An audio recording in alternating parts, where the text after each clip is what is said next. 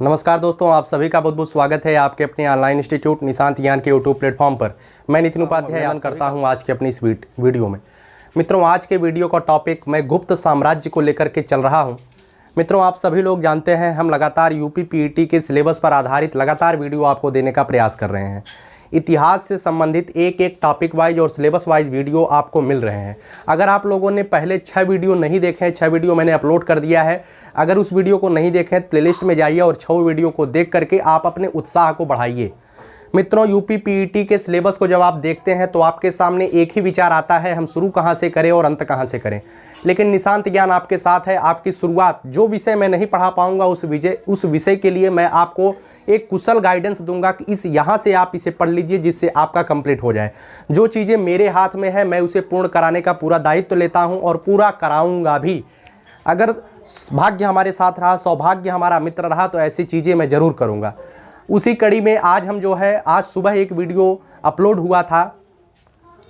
आज सुबह मैं ये वीडियो शाम को बना रहा हूँ तो सुबह के टाइम एक वीडियो मैं अपलोड किया था मौर्य वंश। मौर्य वंश में मित्रों, मौर्य वंश पूरा आपको नहीं पढ़ना था। मौर्य वंश में केवल अशोक सम्राट के बारे में पढ़ना था। मैंने मौर्य वंश को बिल्कुल छोटा करके बिल्कुल छोटा नोट्स आपको दिया है। बिल्कुल अशोक सम्राट के बारे में अच्छे से बताया है।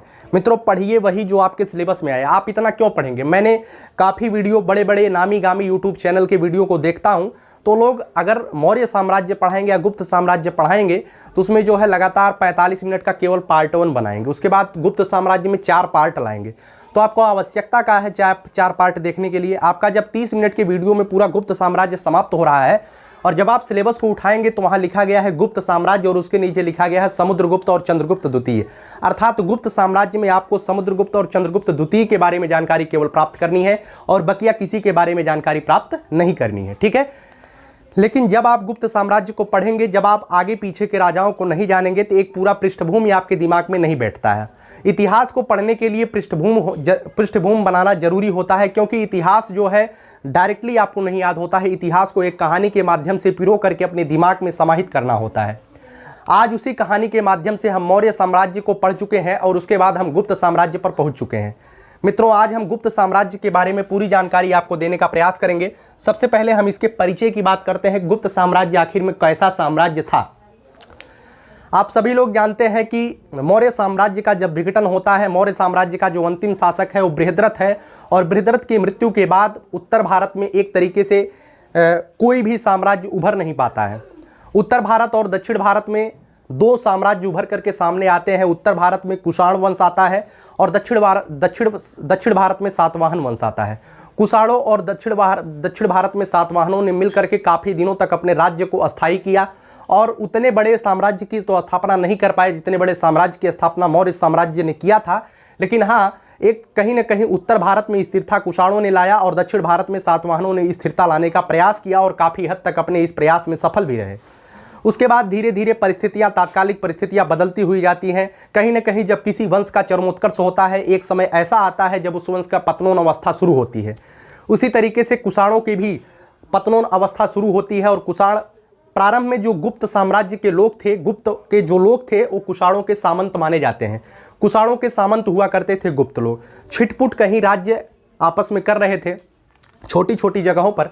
लेकिन ऐसा माना जाता है कि गुप्त राजवंश का जो प्रारंभिक अभिलेख मिला है वो प्रयाग के इर्द गिर्द से ही मिला है, प्रयागराज इलाहाबाद के इर्द गिर्द से ही मिला है। तो इतना माना जा सकता है कि इनका जो प्रारंभिक साम्राज्य रहा होगा उत्तर प्रदेश के छोटे से कहीं राज्य प्रयाग के आसपास के क्षेत्रों में ही रहा होगा।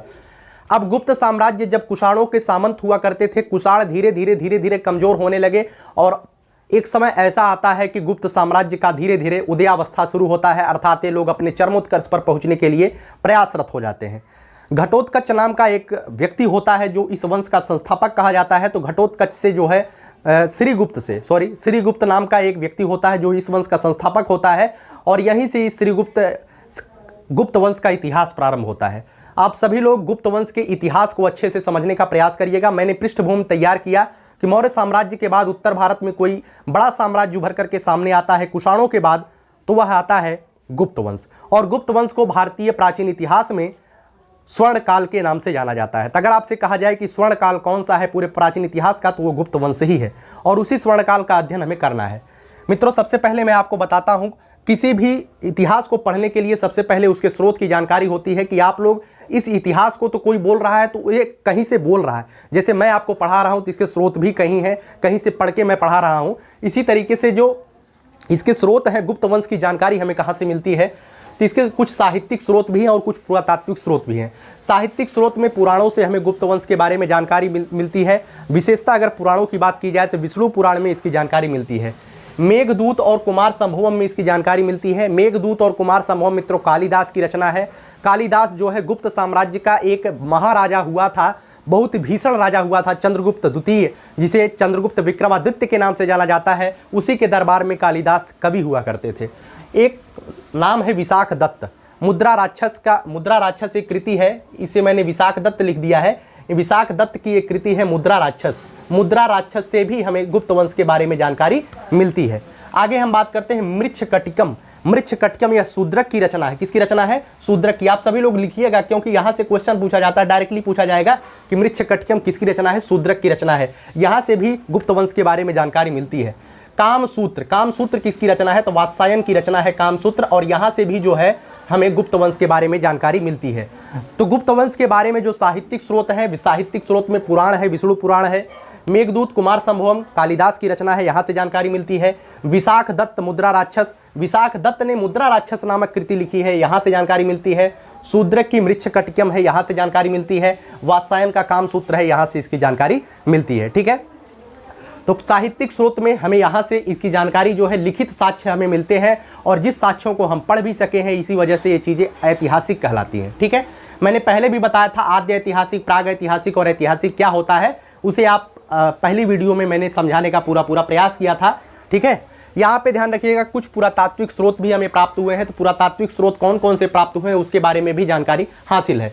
प्रयाग प्रशस्ति, उत्तर प्रदेश के इलाहाबाद जिले में प्रयाग प्रशस्ति हरिसेन कृत, हरिसेन समुद्रगुप्त के दरबार का एक दरबारी कवि हुआ करता था, उसी ने जो है प्रयाग प्रशस्ति की रचना की थी। प्रयाग प्रशस्ति कहाँ से मिली है? एक लेख है, स्तंभ लेख है, जो प्रयाग नामक स्थान से मिला है, इसे प्रयाग प्रशस्ति कहा जाता है। यह एक चंपू काव्य है। चंपू काव्य का मतलब क्या है? इसमें जो है गद्य भी लिखा गया है और पद्य भी लिखा गया है, संस्कृत में इसका रचना किया गया है।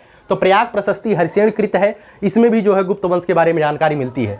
एरण अभिलेख में जो है गुप्त वंश के बारे में जानकारी मिलती है, और एरण अभिलेख जो है भानुगुप्त के द्वारा रचा गया एक कृति अभिलेख था। भानुगुप्त कौन था? भानुगुप्त जो है इस गुप्त वंश का सबसे अंतिम तो नहीं कहा जा सकता है, लेकिन गुप्त वंश का निम्न अवस्था का राजा था, जो गुप्त वंश की पतनोन अवस्था में राजा हुआ था। ठीक है, चलिए इसके प्रमुख शासक पर पहुंचते हैं। तो उम्मीद है कि आपने इसके साहित्यिक स्रोत और पुरातात्विक स्रोत से जो क्वेश्चन पूछे जाएंगे उसे आपने अच्छे से समझ लिया होगा।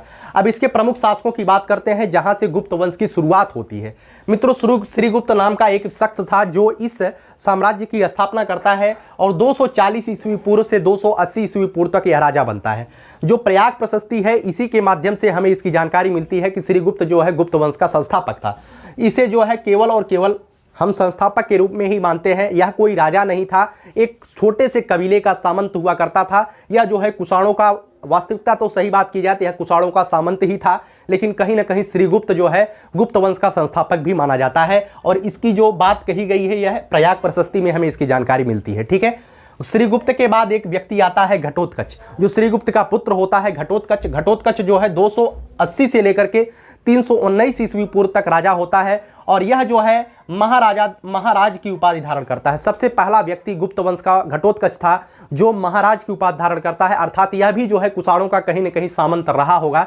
वास्तव में अभी तक ये दोनों लोग जो है कुषाणों के अंडर में ही राजा हुए होंगे, और यह थोड़ा सा स्वतंत्र हुआ होगा तो अपने आप को महाराज घोषित कर दिया था। और श्रीगुप्त स्वतंत्र ही नहीं था, अपने आप को राजा नहीं घोषित कर पाया था, इसने अपने आप को महाराज घोषित कर दिया था। ठीक है, श्रीगुप्त और घटोत्कच के बाद चंद्रगुप्त प्रथम राजा बनता है। जो चंद्रगुप्त प्रथम राजा बनता है, इसके बारे में अच्छी खासी जानकारी आपको होनी चाहिए, क्योंकि गुप्त वंश का वास्तविक संस्थापक अगर किसी को माना जाता है तो वह चंद्रगुप्त प्रथम को ही माना जाता है। ठीक है, आपसे अगर क्वेश्चन पूछा जाए कि गुप्त वंश का वास्तविक संस्थापक कौन है, तो चंद्रगुप्त प्रथम है।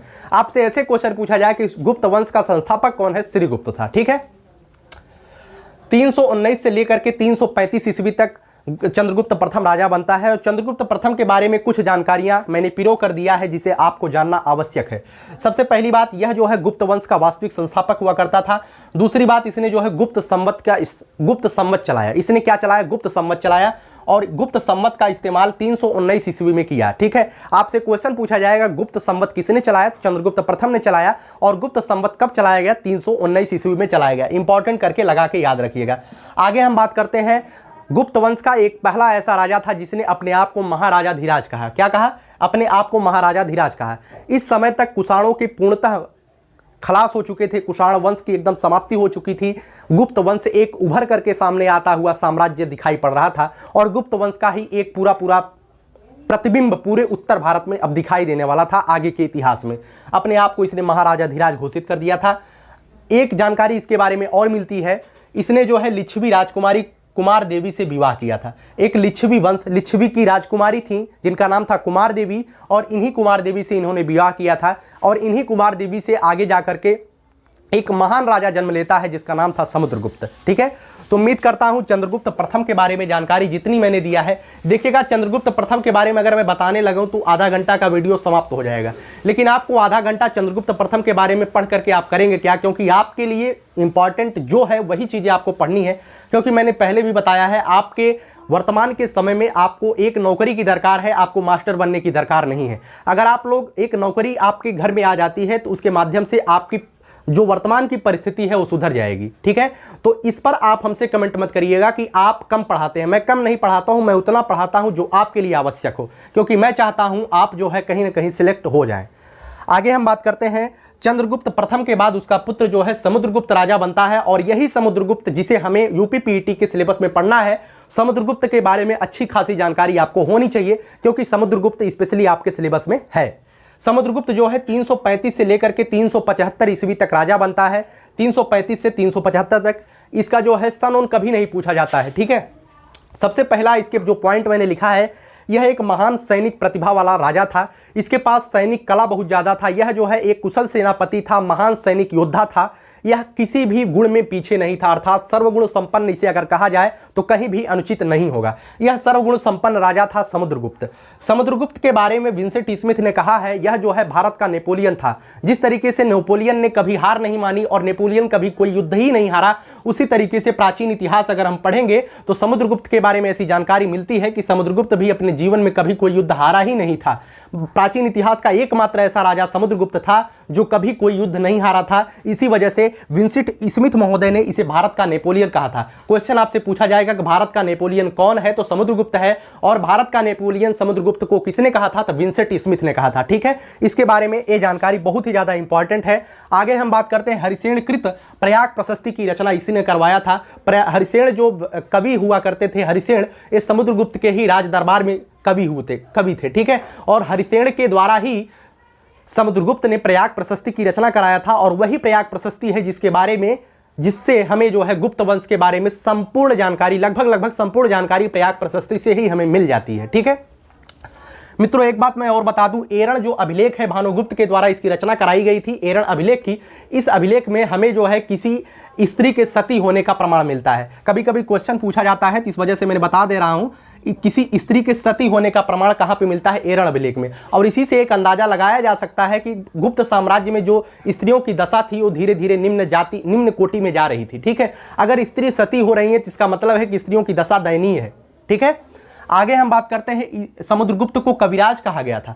समुद्रगुप्त को कविराज क्यों कहा गया था? क्योंकि यह जो है संगीत में ज़्यादा रुचि लेता था, अपने दरबार में संगीत करवाता रहता था। और इसकी जानकारी हमें प्रयाग प्रशस्ति में मिलती है, इसी वजह से इसे कविराज भी बोला जाता है। इसके दरबार में कवियों को बहुत ज़्यादा सम्मान होता था। कवि जो है राजा की गद्दी के पास बैठाए जाते थे, इसी वजह से इसे कविराज कहा गया है। इसके बारे में एक जानकारी और मिलती है कि यह जो है आर्यावर्त के 9 राजाओं को और दक्षिणावर्त के 12 राजाओं को हराया था। आर्यावर्त के 9 और दक्षिणावर्त के 12 राजाओं को हराया था। आर्यावर्त का मतलब है उत्तर भारत। उत्तर भारत के 9 राजाओं से इसने युद्ध किया था। उन 9 राजाओं के बारे में जानकारी आपको नहीं हासिल करना है, केवल इतना जानिएगा कि उत्तर भारत के 9 राजाओं को इसने पराजित किया था और दक्षिण भारत के 12 राजाओं को इसने पराजित किया था। क्वेश्चन आपसे काफी बार पूछा गया है। आगे यह किस देवता का उपासक था, इसके बारे में भी कभी कभी क्वेश्चन पूछा जाता है। तो आप सभी लोग इस बात को गांठ में बांध के रखिएगा कि जो गुप्त वंश था। गुप्त वंश अधिकतर हिंदू धर्म पर ही प्रभावित था। हिंदू धर्म हिंदुओं से ही संबंधित था गुप्त वंश।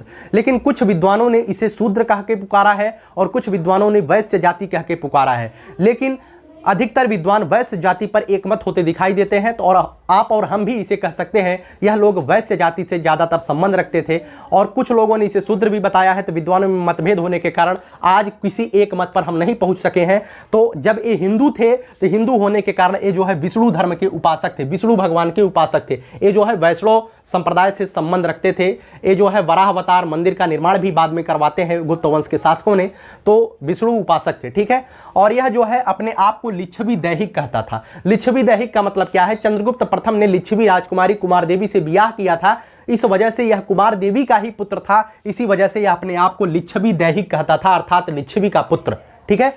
आगे बात करते हैं। इसने सोने की मुद्राओं का प्रचलन कराया था। सोने की मुद्राएं इसके शासनकाल में चलती हैं। मित्रों, जो स्वर्ण चांदी और सोने के सिक्के होते हैं, चांदी और सोने के सिक्के होते हैं, उसी से किसी साम्राज्य के चरमोत्कर्ष अवस्था और पतनोन्मुख अवस्था का वर्णन किया जा सकता है। अगर किसी साम्राज्य में सोने के सिक्के चल रहे हो तो आप सभी लोग इस बात से अंदाजा लगा सकते हैं गुप्त साम्राज्य उस समय कितनी अच्छी स्थिति में था। अगर किसी साम्राज्य में तांबा के सिक्के चल रहे हैं तो आप सभी लोग समझ सकते हैं कितने पतनोन्मुख अवस्था में है।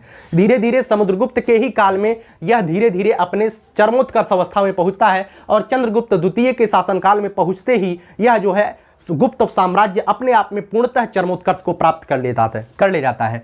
मुद्रा की निर्माण जो इसने करवाया था, इसे मुद्रा पर जो है एक मुद्रा पर इसे वीणा बजाते हुए दर्शाया गया है और इसी वजह से इसे माना जा सकता है कि यह जो है संगीत का प्रेमी रहा होगा, ठीक है। उम्मीद करता हूं जो समुद्रगुप्त के बारे में 3-4 अपडेट आपको मैंने दिया है उसे आपने अच्छी तरीके से पढ़ लिया होगा। अब समुद्रगुप्त के बाद जो दूसरा राजा बनता है जिसे हमें पढ़ना है, यूपी SSSC PET के सिलेबस में भी है, वह है चंद्रगुप्त द्वितीय। चंद्रगुप्त द्वितीय के बारे में भी अच्छी खासी जानकारी हमें होनी चाहिए क्योंकि यह हमारे सिलेबस में है और यह राजा गुप्त साम्राज्य का सबसे महत्वपूर्ण राजा भी कहें तो कोई अनुचित नहीं होगा क्योंकि इसी के शासनकाल में गुप्त साम्राज्य जो है अपने आप में एक विशाल साम्राज्य बन जाता है और इसके साम्राज्य के बाद धीरे धीरे पतनोन्मुख अवस्था गुप्त साम्राज्य की शुरू होती है। अर्थात यह मीडिएटर था, एक मध्यस्थ की अवस्था था। चंद्रगुप्त द्वितीय के पहले थोड़ा सा निम्न अवस्था था लेकिन चंद्रगुप्त द्वितीय चरमोत्कर्ष अवस्था पर था। इसके नीचे जो है धीरे धीरे पतनोन्मुख अवस्था प्रारंभ होती है गुप्त साम्राज्य की। अगर बात की जाए चंद्रगुप्त द्वितीय की तो यह चंद्रगुप्त द्वितीय जो है दत्ता देवी का पुत्र था। अब दत्ता देवी कौन था? दत्ता देवी जो है समुद्रगुप्त द्वितीय की पत्नी थी और इन्हीं से जो है चंद्रगुप्त द्वितीय का जन्म होता है, ठीक है। चंद्रगुप्त द्वितीय को विक्रमादित्य कहा गया है। आप लोग सभी लोग जानिएगा कि ऐसा कौन सा गुप्त साम्राज्य है जिसे विक्रमादित्य के नाम से जाना जाता है, तो वह था चंद्रगुप्त द्वितीय, ठीक है। आगे एक चीज मैंने लिखा है, यह ऐसा राजा था जो शकों को पराजित किया था। इसी के शासनकाल में शकों और हुड़ों का आक्रमण जो है हमारे भारत देश में, उत्तर भारत में शुरू हो गया था और शकों और हुड़ों के आक्रमण के शकों को पहली बार कोई पराजित किया था तो चंद्रगुप्त द्वितीय था। इसी वजह से इसे महान राजा की श्रेणी में कहा गया है कि शकों को पराजित करने वाला प्रथम राजा कौन था, तो चंद्रगुप्त द्वितीय था, ठीक है। आगे बात करते हैं। इसके शासनकाल में इसने जो है सैनिकों के ऊपर ज़्यादा खर्चा किया। इस वजह से धीरे धीरे इसकी आर्थिक व्यवस्था थोड़ी सी कमज़ोर हुई थी लेकिन फिर भी इसने जो है चांदी का सिक्का चलवाया था। क्या चलवाया था? चांदी का सिक्का। इससे पहले सोने के सिक्के चलते थे लेकिन चंद्रगुप्त द्वितीय के दरबार में चांदी के सिक्के चलाए गए थे, ठीक है। और बात की जाए कालिदास के बारे में, कालिदास जो है इसी के दरबारी कवि हुआ करते थे। कालिदास के आप अच्छी तरीके से कालिदास के बारे में जानते हैं। कालिदास को जो है भारत का शेक्सपियर बोला जाता है और वो कालिदास जो है इसी के राज दरबार में रहते थे, चंद्रगुप्त द्वितीय के ही राज दरबार में रहते थे। आगे बात करते हैं जो धन्वंतरी हैं, प्रसिद्ध चिकित्सक हैं। प्राचीन काल के सबसे प्रसिद्ध चिकित्सक कौन है? धन्वंतरी। तो धन्वंतरी जी भी इसके दरबार में रहते थे, ठीक है। आगे बात करते हैं फाहयान, जो चीनी यात्री था इसी के शासनकाल में भारत आया था। फाहयान नामक चीनी यात्री इसी के शासनकाल में भारत आया था। आगे बात करते हैं दिल्ली में कुतुब मीनार के पास एक मेहरौली का स्तंभ लेख है जिसका निर्माण जो है चंद्रगुप्त द्वितीय ने करवाया था। क्वेश्चन आपसे पूछा जाएगा कि मेहरौली के स्तंभ लेख का निर्माण किसने करवाया था? चंद्रगुप्त द्वितीय ने करवाया था। और मेहरौली का स्तंभ लेख कहाँ पर स्थित है? तो कुतुब मीनार के पास स्थित है, दिल्ली में, ठीक है। आप सभी लोग जानते हैं कुतुब मीनार का निर्माण किसने करवाया था? तो कुतुबुद्दीन ऐबक लाखबख्श ने शुरू करवाया था। उसके बाद इल्तुतमिश ने इसे पूर्ण करवाया। बाद में कुतुब मीनार छत विछत हो जाता है। फिर उसे फिरोज शाह तुगलक ने सही करवाया था। ठीक है, कुतुब मीनार के बारे में भी जानकारी मैंने आपको बता दिया। आगे बात करते हैं, इसके दरबार में नवरत्न हुआ करते थे। जिस तरीके से अकबर के दरबार के नवरत्न हुआ करते थे, उसी तरीके से चंद्रगुप्त द्वितीय के दरबार में भी नवरत्न हुआ करते थे। उन नवरत्नों के बारे में जानकारी मैंने यहाँ पे लिख दिया है, लेकिन एक क्वेश्चन में नहीं पूछा जाएगा कि उनके नवरत्न कौन कौन से थे, लेकिन मैंने लिख दिया है, इसे आप ध्यान रखिएगा। सबसे पहले नंबर पे कालिदास आते थे, कालिदास इसके नवरत्न हुआ करते थे। दूसरे पर प्रसिद्ध चिकित्सक धन्वंतरी हुआ करते थे। तीसरा है अमर सिंह का नाम आता है। चौथा है शंकु महोदय का नाम आता है। चौथा है बैताल भट्ट का नाम आता है। छठा है घट करपर का नाम आता है। क्या नाम है? घट करपर। ठीक है। सातवां है वराह मिहिर का नाम आता है। वराह मिहिर के बारे में अभी आगे हम जानकारी देंगे। आगे एक नाम आता है छड़पक। क्या नाम है? छड़पक। ठीक है। नौवां नाम है वररुचि। इन 9 उनके नवरत्न हुआ करते थे। कालिदास, धन्वंतरी, अमर सिंह, शंकु और पैताल भट्ट, घट करपर, वराह मिहिर, छड़पक और वररुचि। ठीक है, ये इसके नवरत्न हुआ करते थे। अब चंद्रगुप्त द्वितीय के बाद कुमारगुप्त का शासनकाल आता है, और कुमारगुप्त किस तरीके से शासन करता है उसके बारे में हम जानकारी आपको देंगे। और चंद्रगुप्त द्वितीय के बारे में ही आपको असली जानकारी हासिल करनी है, क्योंकि आपके सिलेबस में यही है। मित्रों, मैंने जो टाइटल लगाया है यह जो है यूपी टीपीटी, यूपीपी और एसएससी जीडी, यूपीएसआई एवं तमाम प्रतियोगी परीक्षाओं के लिए है। इस वजह से मैं उन राजाओं के बारे में भी बात कर लेता हूं जो कि कभी कभी क्वेश्चन के माध्यम से आपके सामने परिलक्षित होते हैं। समुद्रगुप्त चंद्रगुप्त द्वितीय के बाद जो सबसे महान राजा होता है उनका नाम होता है कुमारगुप्त। कुमारगुप्त मित्रों 415 से लेकर के 455 ईस्वी तक राजा होते हैं। इनके बारे में जो महत्वपूर्ण जानकारी है वह यही है कि इन्होंने जो है नालंदा विश्वविद्यालय की स्थापना किया था। सबसे दूसरी बात इन्होंने बताया, इनके बारे में जानकारी मिलती है, हूणों को प्रथम बार जो आक्रमण हुआ था इनके शासनकाल में ही हुआ था, लेकिन हूणों के आक्रमण को स्वयं जाकर के इन्होंने नहीं रोका था। इन्होंने हूणों के आक्रमण को रोकने के लिए अपने पुत्र अस्कंदगुप्त को भेजा था। अस्कंदगुप्त गया था और हूणों के आक्रमण को रोका और हूणों को पराजित करके भगा भी दिया था। ठीक है, तो जानकारी यही है, हूणों का प्रथम आक्रमण इनके शासनकाल में हुआ था, लेकिन इन्होंने जाकर के नहीं रोका था, बल्कि अपने पुत्र अस्कंदगुप्त को भेजा था। बाद में जब अस्कंदगुप्त राजा बनता है 455 से लेकर के 467 ईस्वी पूर्व अस्कंदगुप्त राजा बनता है, और इसके बारे में सबसे पहली जानकारी यही है कि इसने जो है हूणों को पराजित किया था। हूणों को पराजित अपने शासनकाल में नहीं किया था, बल्कि अपने पिता के शासनकाल में हूणों को पराजित किया था। इसके बारे में एक जानकारी और मिलती है कि सुदर्शन जो झील था, सुदर्शन झील, उसका जो है जीर्णोद्धार इन्होंने किया था। ठीक है, अब आप लोग बताइएगा सुदर्शन झील कहाँ पर स्थित है, आप लोग कमेंट बॉक्स में कमेंट करिएगा। आपको अगर नहीं आता है तो आपको किताब में खोजने की आवश्यकता नहीं है, गूगल पर सर्च करिए कि सुदर्शन झील कहाँ पर स्थित है, और सुदर्शन झील के बारे में जानकारी हासिल करिए और कमेंट बॉक्स में हमारे कमेंट जरूर करिएगा। ठीक है, आगे हम बात करते हैं, कई राजा राज्य करते हैं स्कंदगुप्त के बाद, उनके बारे में जानकारी आपको पढ़ना जरूरी नहीं है। अगर आप किताब पढ़ते हैं तो किताब से आप कितनों भी पढ़ लीजिए, क्योंकि वहाँ तो पढ़ना ही है, यहाँ पर वही पढ़ना है जो आपके एग्जाम में आए। ठीक है, भानुगुप्त उसके बाद एक महत्वपूर्ण राजा होते हैं। भानुगुप्त ने एरण अभिलेख लिखा था, मैंने पहले बताया, जो पुरातात्विक स्रोत में मैंने एरण अभिलेख की बात किया था उसे जो है भानुगुप्त ने ही लिखा था, बनवाया था। और एरण अभिलेख में किसी स्त्री के सती होने का वर्णन है, इस वजह से सामाजिक स्थिति किस तरीके से थी आप समाज में स्थिति को पता लगा सकते हैं। स्त्रियों की स्थिति बहुत ही दयनीय हुआ करती थी। जो विष्णु, इसके बाद काफ़ी राजा जो है राज्य करते हैं। अंतिम जो गुप्त शासक होता है वह शासक था विष्णुगुप्त। विष्णुगुप्त जो है गुप्त वंश का अंतिम शासक था, और इसकी जो अंतिम मृत्यु होती है 550 ईस्वी में इसकी भी मृत्यु हो जाती है, और पूरा गुप्त वंश आसानी से पूरा खलास हो जाता है। ठीक है, गुप्त वंश के प्रशासन और कला के बारे में जो जानकारी है बहुत ज़्यादा आपसे नहीं पूछा जाएगा, लेकिन इतना जरूर पूछा जा सकता है, गुप्त काल में जो सामाजिक स्थिति थी मित्रों, स्त्रियों की स्थिति दयनीय थी। इसमें जो है जाति व्यवस्था और वर्ण व्यवस्था का प्रारंभ हो चुका था। कायस्थ घराने के लोग जन्म ले चुके थे, कुलीन वर्गों का प्रभुत्व बढ़ गया था। धीरे धीरे सामाजिक स्थिति दयनीय होती चली जा रही थी। आर्थिक स्थिति की बात की जाए तो मित्रों, आर्थिक स्थिति जो है धीरे धीरे चरमोत्कर्ष पर चल रहा था। लोग बाहर से व्यापार कर रहे थे। ताम्रलिप्ति एक बंदरगाह है जहां से बाहरी व्यापार भी होता था। क्या नाम है बंदरगाह का? तो बंदरगाह का नाम ध्यान रखिएगा, ताम्रलिप्ति। ताम्रलिप्ति एक बंदरगाह है जिसकी जानकारी हमारे प्रयाग प्रशस्ति में होती है। यहाँ से जो है बाहर व्यापार भी किया जाता था। मुद्रा के विनिमय होता था, अर्थात लोग रुपया जानते थे, पैसा जानते थे। ये लोग चांदी का सिक्का किसने चलवाया, सोने का सिक्का चल रहा था। गुप्त काल में चारों तरफ सुख समृद्धि शांति थी। गुप्त काल में व्यापक प्रभाव हुआ, आर्थिक विकास हुआ, और इसी वजह से गुप्त काल को पूरे प्राचीन इतिहास का स्वर्णकाल के नाम से जाना जाता है। ठीक है, कुछ धार्मिक बातें हैं जो आपके लिए आवश्यक है, मैंने उसे लिखा है। कुछ धार्मिक बातें हैं। सबसे पहले गुप्त साम्राज्य के लोग किस वंश किस संप्रदाय के ज़्यादा मानते थे, तो वैष्णव संप्रदाय को मानते थे। यह हिंदू हुआ करते थे और वैष्णव संप्रदाय थे, विष्णु भगवान को मानते थे। वराह अवतार का जो मंदिर है इसे जो है मूलतः विष्णु भगवान से संबंधित है और वराह अवतार जी का मंदिर जो बनवाया है वो गुप्त शासकों के द्वारा ही बनवाया गया है। आगे बात करते हैं झांसी में जो देवगढ़ मंदिर है, देवगढ़ में जो मंदिर है जिसका नाम है दशावतार मंदिर, यह भी जो है किसने बनवाया है, तो गुप्त शासकों के द्वारा बनवाया गया है। आपसे क्वेश्चन पूछा जाएगा कि देवगढ़ झांसी में स्थित दशावतार मंदिर किन शासकों के द्वारा बनवाया गया था, तो यह जो है गुप्त शासकों के द्वारा बनवाया गया था। ये किसी मूलतः गुप्त शासक का नाम तो नहीं लिखा गया है, लेकिन हाँ गुप्त शासकों के द्वारा ही बनवाया गया है। आगे हम बात करते हैं इस समय जो भी मंदिर बनाए जा रहे थे, क्योंकि यह विष्णु धर्म से विष्णु भगवान को ज़्यादा मानते थे, हिंदू धर्म को ज़्यादा मानते थे, तो इस समय जो है मंदिरों का निर्माण ज़्यादा हो रहा था। और इस समय जो मंदिर बन रहे थे उन मंदिरों की एक विशेषता थी, वो जो है नागर शैली में बनाए जा रहे थे। ठीक है, तो नागर शैली में इस समय मंदिर बनाए जाते थे। आगे हम बात करते हैं, इस समय तक हिंदू धर्म के जो देवी देवता होते थे उनकी मूर्तियां नहीं बनाई जा रही थी, लेकिन गुप्त काल में जो है मूर्ति बनाना प्रारंभ हो गया। विष्णु भगवान की मूर्ति बन रही थी, शंकर भगवान की मूर्ति बन रही थी, अर्थात हर एक देवी देवताओं की मूर्तियां बनाना प्रारंभ हो गया था गुप्त साम्राज्य में। इससे पहले जो हिंदू देवी देवता हुआ करते थे उनकी मूर्ति का कोई वर्णन नहीं था, लेकिन पुराणों में जो वर्णन किया गया था उसी वर्णन को देख करके हमारे वर्तमान के वास्तुकला के जो मूर्ति प्रेमी थे, मूर्तिविद थे, उन्होंने जो है एक मूर्तियों का निर्माण कराया जो आज हम अपने परिवेश में देखते हैं। ठीक है, तो उस समय जिसने शुरुआत किया होगा अपने आप में धन्य है, मैं उसे नमन करता हूं जिन्होंने ऐसी शुरुआत किया।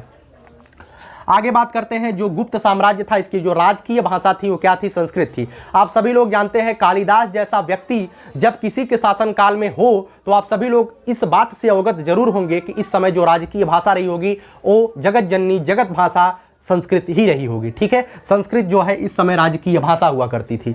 आगे हम बात करते हैं, आर्यभट्ट जो है गुप्त साम्राज्य से ही संबंध रखते हैं, अर्थात तो गुप्त साम्राज्य के बीच दरमियान ही आर्यभट्ट का उद्भव होता है। और आर्यभट्ट के बारे में आप जानते हैं इन्होंने जो है आर्यभट्टियम की रचना की थी। ठीक है, भारत देश का जो प्रथम उपग्रह छोड़ा गया वो आर्यभट्ट के नाम से ही छोड़ा गया था। ठीक है, आप सभी लोग बताइएगा भारत देश में जो प्रथम उपग्रह छोड़ा गया था वह आर्यभट्ट के नाम से छोड़ा गया था और कब छोड़ा गया था, आप इस भी हमें बता दीजिएगा। ठीक है, आर्यभट्ट के बारे में एक जानकारी और है, इन्होंने जो है पाई की खोज किया था, दशमलव की खोज किया था और शून्य की खोज किया था। शून्य, पाई और दशमलव की खोज किसने किया था, तो आर्यभट्ट ने किया था। आर्यभट्ट का संबंध गुप्त साम्राज्य से है, अर्थात गुप्त साम्राज्य के शासनकाल के दौरान ही आर्यभट्ट का उद्भव हमारे भारत देश में हुआ था। आगे बात करते हैं वराहमिहिर की। वराहमिहिर एक प्रसिद्ध खगोलविद हुआ करते थे। खगोलविद का मतलब क्या है, अंतरिक्ष के बारे में जानकारी इन्हें ज्यादा थी। वराहमिहिर के बारे में जानकारी मिलती है, इन्होंने सबसे पहले सूर्य, पृथ्वी और चंद्रमा के बीच संबंधों का उत्पादन किया था। इन्होंने बताया था सूर्य, पृथ्वी जो है वह सूर्य का चक्कर लगाती है। इन्होंने बहुत पहले बता दिया था पृथ्वी जो है सूर्य का चक्कर लगाती है और चंद्रमा जो है पृथ्वी का चक्कर लगाती है। वराहमिहिर, आप समझ रहे हैं, प्राचीन इतिहास में वराहमिहिर ने इसका एक संकल्प योजना प्रस्तुत कर दी थी। आज के वैज्ञानिक उसी संकल्प योजना को लेकर के आगे बढ़े हैं। तो वराहमिहिर इतने बड़े खगोलविद थे जो गुप्त साम्राज्य से संबंध रखते थे, अर्थात गुप्त साम्राज्य के दरमियान ही इनका उद्भव हुआ था। आगे हम बात करते हैं, एक प्रमुख वैज्ञानिक हुए थे जिनका नाम है ब्रह्मपुत्र। ब्रह्मपुत्र जो है ब्रह्म सिद्धांत की रचना करते हैं। क्या करते हैं, ब्रह्मपुत्र जो है ब्रह्म सिद्धांत की रचना करते हैं और इन्हें जो है भारत का न्यूटन कहा जाता है। आपसे क्वेश्चन पूछा जा सकता है कि भारत का न्यूटन किसे कहा जाता है, तो भारत का न्यूटन जो है ब्रह्मपुत्र को कहा जाता है। ठीक है, जो ब्रह्म सिद्धांत की रचना करते हैं। आगे एक पॉइंट मैंने लिखा है, पंचतंत्र। विष्णु शर्मा द्वारा जो रचित पंचतंत्र है, इस पंचतंत्र की रचना किसने किया था, तो विष्णु शर्मा ने किया था। ये भी क्वेश्चन आपसे पूछा जा सकता है कि पंचतंत्र की रचना किसने किया था, तो विष्णु शर्मा ने किया था। और विष्णु शर्मा कहाँ से संबंध रखते हैं, तो गुप्त साम्राज्य से संबंध रखते हैं। ठीक है मित्रों, उम्मीद करता हूँ UPSSC PET के सिलेबस के अकॉर्डिंग जितने भी इंपॉर्टेंट टॉपिक थे, फैक्ट थे, मैंने आपको पूरा बताने का प्रयास किया है। मैं दावा इतना कर सकता हूं कि अगर आप इस वीडियो को पूरे इत्मीनान के साथ अच्छे से ध्यान लगा करके लिख लेते हैं, तो एक बार दो बार आप अपने नोट्स को रिवीजन कर लेते हैं, तो इसके बाद आपको किसी किताब को पढ़ने की आवश्यकता नहीं होगी। और गुप्त साम्राज्य से कोई भी क्वेश्चन आपकी परीक्षा में आता है तो 100% आप अपनी परीक्षा में उस उत्तर का जवाब देने में समर्थ रहेंगे। उम्मीद करता हूं वीडियो आपको अच्छी लगी है। अगर वीडियो अच्छी लगी है, व्यूज थोड़े से कम आते हैं, मुझे डिमोटिवेशन होता है, तो मेरा मोटिवेशन बढ़ाने के लिए, व्यूज को बढ़ाने के लिए आप वीडियो को शेयर कर दीजिए। अगर आप चैनल पे पहली बार आते हैं तो मैंने आपसे बार बार कहता हूं कि चैनल को सब्सक्राइब सब्सक्राइब कर दीजिए और वीडियो को लाइक करने की जिम्मेदारी आपकी है। अगर आपको पसंद आता है तो लाइक जरूर किया करिए, जिससे मेरा थोड़ा सा हौसला बढ़े और अच्छी तरीके से आपको कंटेंट देने का मैं प्रयास करता रहूं। ठीक है, तो उम्मीद करता हूं सब कुछ चीज़ें आपको अच्छे से समझ में आई होंगी। आज के वीडियो को आपके भविष्य की शुभकामनाओं के साथ मैं नितिन उपाध्याय यहीं पर समाप्त करता हूं। बहुत बहुत आपका धन्यवाद।